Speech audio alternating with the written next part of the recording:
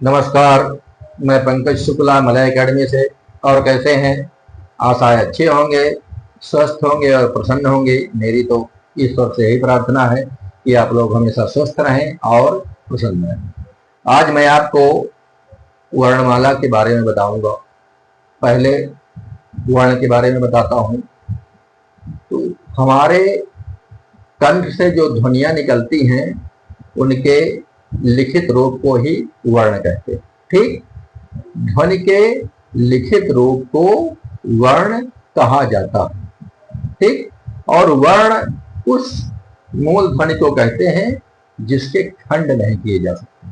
समझ गए ना? वर्ण के खंड नहीं किए जा सकते। जैसे लिखा है का ला, का प्लस आ प्लस ला प्लस आ, 4 वर्ण बन गए। अब इनके खंड नहीं किए जा सकते। ठीक, तो वर्ण जो होती है ये भाषा की लघुतम इकाई भी होती है। भाषा की लघुतम मौखिक इकाई ध्वनि होती है और भाषा की लघुतम लिखित इकाई वर्ण। ठीक, लघुतम मौखिक इकाई ध्वनि और लघुतम लिखित इकाई वर्ण। अगर आ जाए पेपर में आपके कि भाषा की लघुतम मौखिक इकाई कौन सी होती है तो ध्वनि लगा दीजिए। आ जाए कि भाषा की लघुतम लिखित इकाई कौन सी है तो वर्ण। और अगर आ जाए कि भाषा की लघुतम इकाई तो ध्वनि और वर्ण में जो भी हो उसमें आप ट्रिक कर सकते हैं। ठीक, देखिए वर्णमाला में 52 वर्ण होते हैं। वर्णमाला में 52 वर्ण होते हैं जिनमें 11 स्वर और 33 व्यंजन। 11 स्वर देखिए, छोटा आ, बड़ा आ, छोटी ई, बड़ी ई, छोटा ऊ, बड़ा ऊ, री, ए, आए, ओ और औ। ये है 11 स्वर। और का, खा, गा, घा, अंगा, चा, छा, जा, झा, इया, टा, ठा, डा, ढा, अड़ा, टा, ठा, डा, ढा, ना, पा, फा, बा, भा, मा, या, रा, ला, वा, सा, खा, सा, हा। ये 33। तो 11 और 33 कितने हो गए? 44। और इसके बाद 4 संयुक्त व्यंजन, छ, त्रा, ज्ञा और श्रा। 44 और 4 48। और इसके बाद 2 अयोगवाह, अंग और आहा। संख्या कितनी हो गई? 50 हो गई। और इसके बाद जो है 2 द्विगुण व्यंजन, रा और ढ़ा। सड़क और चढ़ाई वाला रा और ढ़ा 2 द्विगुण व्यंजन बन गए तो संख्या हो गई 52। वर्णमाला में वर्णों की संख्या हिंदी में 52 होती है।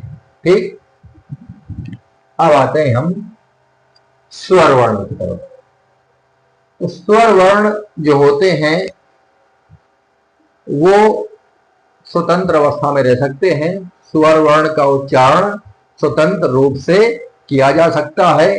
इनके उच्चारण में मुख से हवा बिना किसी विघ्न बाधा के निकलती है और ये स्वतंत्र होते हैं। इनका उच्चारण स्वतंत्र अवस्था में किया जा सकता है। ठीक,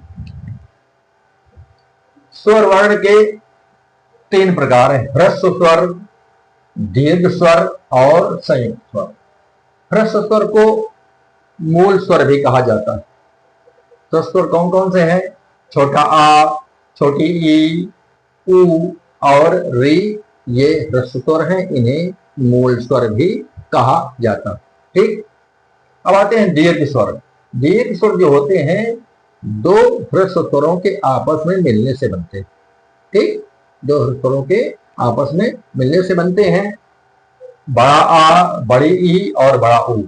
बड़ा आ जो है छोटा आ और छोटा आ मिलने से बड़ा आ बनता है। छोटी ई और छोटी ई मिलकर बड़ी ई बनाते हैं और छोटा ऊ और छोटा ऊ मिलकर बड़ा ऊ बनाते हैं। इसके बाद आते हैं हम संयुक्त व्यंजन। ये व्यंजन संयुक्त स्वर 2 मूल स्वरों या 2 ह्रस्व स्वरों के मिलने से बनते हैं। 2 स्वरों के मिलने से संयुक्त व्यंजन मिलते हैं। ठीक, 2 स्वरों के मिलने से संयुक्त व्यंजन बनते हैं। जैसे ए, ए जो है आ और ई के संयोग से बनता है। ऐ आ और ए के संयोग से बनता है। ओ आ और ऊ के संयोग से बनता है। औ आ और ओ के संयोग से बनता है। तो सुनिए, ए आ और ई से मिलकर बना, ऐ आ और ए से मिलकर बना, ओ आ और ऊ से मिलकर बना, और औ आ और ओ से मिलकर बनता है। ठीक। अब आते हैं मात्रा के आधार पर। तो व्यंजन के बाद जो मात्राएं लगा जाती हैं उनके आधार पर स्वर के 3 प्रकार होते हैं। पहला ह्रस्व स्वर, दूसरा दीर्घ स्वर और तीसरा प्लुत स्वर। ह्रस्व स्वर जो होते हैं ये मूल स्वर होते हैं। छोटा आ, छोटी ई, छोटा ऊ, ये सभी जो है ह्रस्व स्वर के अंतर्गत आते हैं। दीर्घ स्वर, ह्रस्व स्वर जो होते हैं वो एक मात्रिक होते हैं और इनके उच्चारण में कम समय लगता है। ठीक। ह्रस्व स्वर जो होते हैं एक मात्रिक होते हैं और इनके उच्चारण में कम समय लगता है। दीर्घ स्वर, दीर्घ स्वर द्विमात्रिक होते हैं और इनके उच्चारण में ह्रस्व स्वर से 2 गुना समय लगता है। दीर्घ स्वर कौन कौन से हैं? बड़ा आ, बड़ी ई, बड़ा ऊ, ए, ऐ, ओ और औ। ये मात्रा के आधार पर दीर्घ स्वर माने जाते हैं। कौन से? बड़ा आ, बड़ी ई, बड़ा ऊ, ए, ऐ, ओ और औ, ये दीर्घ स्वर होते हैं। इन्हें द्विमात्रिक कहा जाता है और इनके उच्चारण में ह्रस्व स्वर से 2 गुना समय लगता है। इसके बाद आते हैं प्लुत स्वर। प्लुत स्वर जो होते हैं ये त्रिमात्रिक होते हैं और इनके उच्चारण में ह्रस्व स्वर से 3 गुना समय लगता है। ह्रस्व स्वर का 3 गुना समय लगता है। जैसे, लेकिन इनका कोई चिन्ह नहीं होता, हिंदी का 3 लिख दिया जाता है। जैसे लिखा गया ओम, लिखा गया ओम, ओ प्लस ओ और उसके बीच में 3 और बाद में मां, तो हो गया ओम। वैसे इनका प्रयोग हिंदी में बहुत कम होता है। संस्कृत में होता था, हिंदी में इनका प्रयोग बहुत कम होता। ठीक। अब आते हैं किस स्वर का उच्चारण कहां से होता है, बताता हूं मैं आपको। आ और बड़ा आ, छोटा आ और बड़ा आ, इनका उच्चारण कंठ से होता है। छोटी ई और बड़ी ई ये तालव्य हैं, इनका उच्चारण तालु से होता है। ओष्ठ है, छोटा ऊ और बड़ा ऊ ये ओष्ठ होते हैं, इनका उच्चारण ओष्ठ से होता है। कंठ तालव्य ए और ऐ ये कंठ तालव्य होते हैं। कंठोष्ठ है, ओ और औ ये कंठोष्ठ होते हैं। ठीक। पूछा जा सकता है कि स्वर का उच्चारण कहां से होता है, तो आप इसके आधार पर बता सकते हैं। ठीक। अब आते हैं विशेषताएं। तो स्वरों की जो विशेषताएं हैं, सभी स्वर आक्षरिक होते हैं। सभी स्वर आक्षरिक होते हैं, अक्षर के रूप में लिखे जाते हैं। सभी स्वरों का स्वतंत्र उच्चारण किया जा सकता है। ठीक। स्वरों का स्वतंत्र उच्चारण किया जा सकता है, ये स्वतंत्र अवस्था में रह सकते हैं। सभी स्वर अल्प प्राण होते हैं। सभी स्वर अल्प प्राण होते हैं और सभी स्वर घोष वर्ण होते हैं। ये स्वरों की विशेषता है। ठीक। अब आते हैं व्यंजन। देखिए, व्यंजन वर्ण जो है वो स्वतंत्र अवस्था में नहीं रह सकते। इनका उच्चारण स्वरों की सहायता से होता है। ठीक। इनका उच्चारण स्वरों की सहायता से होता है, ये स्वतंत्र अवस्था में नहीं रह सकते।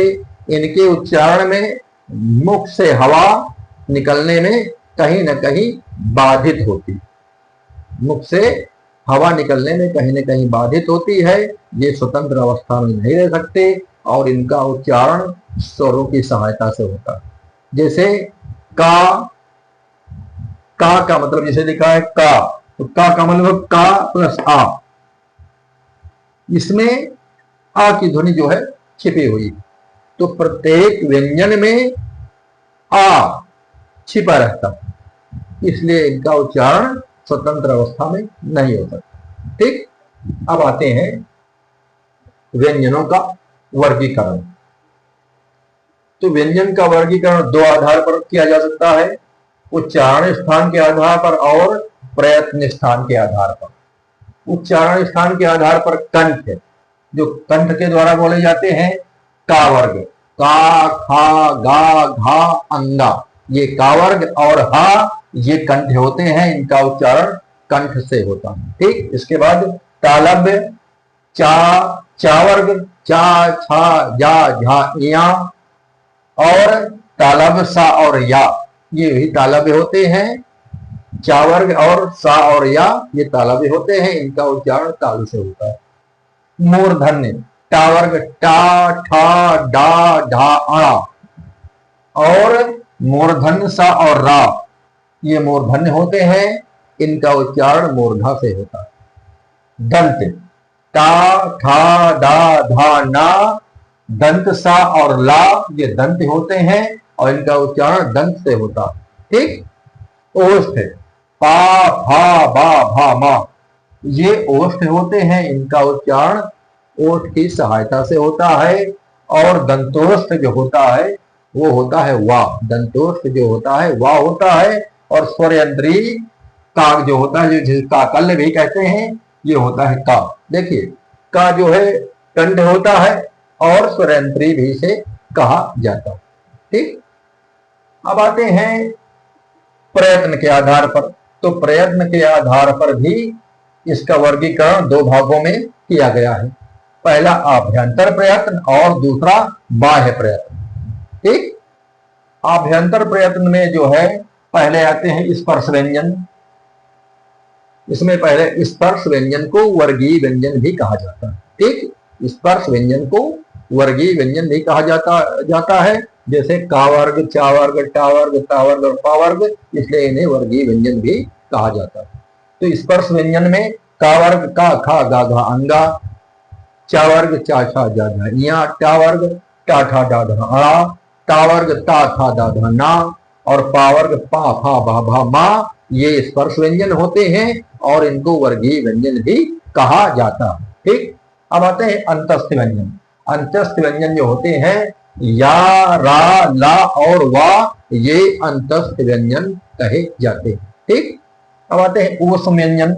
ऊष्म व्यंजन जो होते हैं इनका उच्चारण थोड़ा घर्षण के द्वारा, रगड़ के द्वारा होता है और इसमें जो है थोड़ी गर्म हवा निकलती है, इसलिए इन्हें ऊष्म व्यंजन कहा जाता है। तो ऊष्म व्यंजन जो होते हैं सा, सा, सा और हा ये ऊष्म व्यंजन होते हैं। ठीक, तालव्य सा, मूर्धन्य सा, दंत सा और हा ये ऊष्म व्यंजन होते हैं। ठीक, अर्ध स्वर या और वा इन्हें अर्ध स्वर कहा जाता है। क्यों कहा जाता है? जैसे लिखा गई, गई में ई भी लिखी जा सकती है, या में बड़ी की मात्रा भी लगाई जा सकती है। गई स्वर की जगह इनका प्रयोग हुआ, इसलिए इन्हें अर्ध स्वर कहा जाता है। जैसे लिखा कुआरा, कु और बड़ा आ के ऊपर चंद बिंदी और रा, और कु और वा के, वा बड़ा वा के ऊपर चंद बिंदी और रा, उसमें भी कुआरा बन जाएगा, इसलिए इन्हें अर्ध स्वर कहा जाता है, या और वा को। ठीक, अब आते हैं पार्श्विक। पार्श्विक जो होता है वो ला होता है और लुंठित और प्रकंपित रा को कहते हैं, और अनुनासिक जो होते हैं वो पंचमाक्षर होते हैं। अंगा, या, रा, ना और मा ये अनुनासिक होते हैं। संयुक्त व्यंजन छ, त्रा, ज्ञा और त्रा इन्हें संयुक्त व्यंजन कहा जाता है। ये दो व्यंजनों से मिलकर बनते हैं, जैसे छा का और मूर्धन्य सा के मिलने से बनता है, त्रा का और रा के मिलने से बनता है, ज्ञा जा और या के संयोग से बनता है, और स्रा सा और रा के संयोग से बनता है, इसलिए इन्हें संयुक्त व्यंजन कहा जाता है। ठीक, द्विगुण व्यंजन रा और ढ़ा ये द्विगुण व्यंजन कहलाते हैं। ये सड़क, चढ़ना, इनमें सड़क में ड़ा और चढ़ना में ढ़ा, इन्हें द्विगुण व्यंजन कहा जाता है। ठीक, अब आते हैं बाह्य प्रयत्न के आधार पर। घोष, प्रत्येक वर्ग का तीसरा, चौथा और पांचवा वर्ण ये घोष होते हैं। तीसरा, चौथा और पांचवा गा, घा, अंगा, जा झा इया, डा ढा अणा, डा धा ना, बा भा और मा। प्रत्येक वर्ग का तीसरा, चौथा और पांचवा वर्ण, सारे स्वर वर्ण, सभी स्वर वर्ण जो होते हैं ये घोष होते हैं, ये पहले बता चुके हैं आपको हम।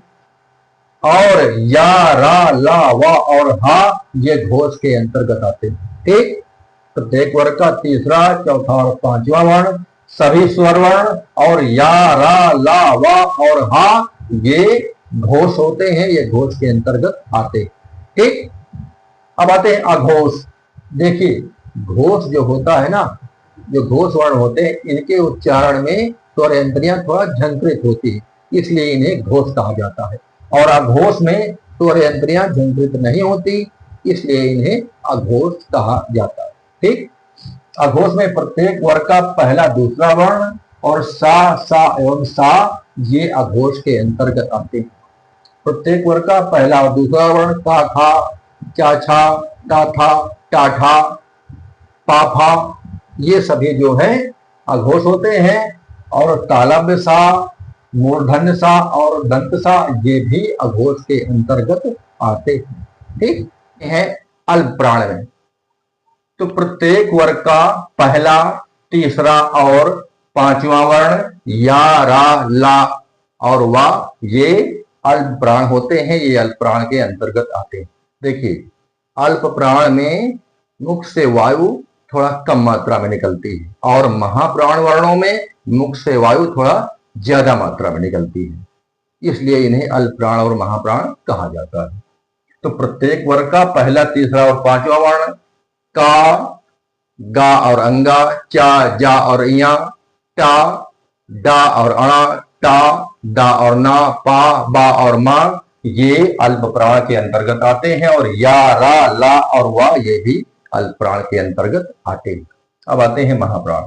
तो प्रत्येक वर्ग का दूसरा व चौथा वर्ण सा, सा और हा ये महाप्राण के अंतर्गत आते हैं। ठीक, प्रत्येक वर्ग का दूसरा, चौथा, खा और घा, जा और छा और झा ये जो है प्रत्येक वर्ग के जो दूसरे और चौथे वर्ण है। और सा, सा और हा ये जो है महाप्राण के अंतर्गत आते हैं। ठीक, अब आते हैं अयोगवाह।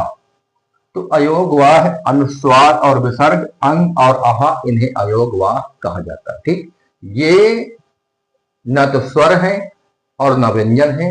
एक विद्वान है किशोरी दास वाजपेयी, उन्होंने बताया कि ये स्वर नहीं है और व्यंजनों की तरह है, स्वरों से पहले नहीं बाद में आते हैं, इसलिए व्यंजन भी नहीं है, इसलिए इन्हें अयोगवाह कहा जाता है। अर्थात योग न होने पर भी जो साथ रहे उसे अयोगवाह कहा जाता है। ठीक, अब आते हैं हम अनुनासिक और अनुस्वार। अनुस्वार मतलब अंग और अनुनासिक मतलब चंद्रबिंदी। अनुनासिक और अनुस्वार, तो अनुस्वार में जो है वायु नाक से ज्यादा निकलती है, मुख से कम निकलती है। जैसे अंगद, रंग, नाक से धुन ज्यादा निकल रही ना, और अनुनासिक में मुख से धुन ज्यादा निकलती, मुख से वायु ज्यादा निकलती। जैसे चांदनी, चांद जिसमें मुख से ज्यादा धुन निकलती है और अनुस्वार में नाक से ज्यादा धुन निकलती। ठीक, अब आते हैं पंचमाक्षर। तो पंचमाक्षर के बदले अब अनुस्वार का प्रयोग किया जाता। ठीक, पंचमाक्षर के बदले अनुस्वार का प्रयोग किया जाता है। ठीक, आज के लिए इतना ही। नमस्कार।